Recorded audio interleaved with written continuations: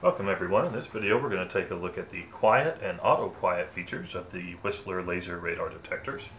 Today we're going to be looking at the XTR690SE, but all of the units do function the same way.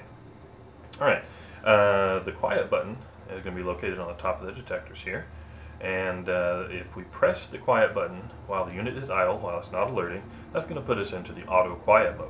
Auto quiet.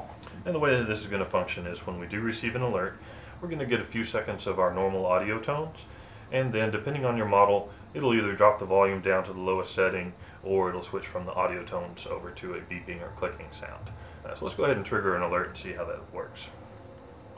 Expand.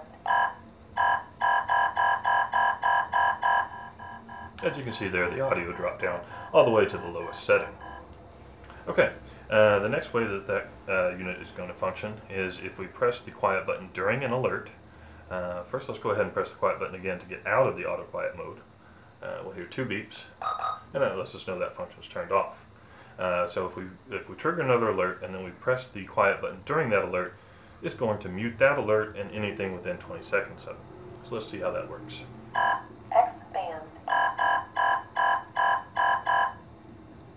So there you can see we pressed the quiet button, the audio tones went away, but we still show it on the display. Alright, so that is the way that the quiet and auto quiet features work on the laser radar detectors from Whistler. You can check out more of our videos at our YouTube channel. That's at youtube.com/WhistlerGroupInc.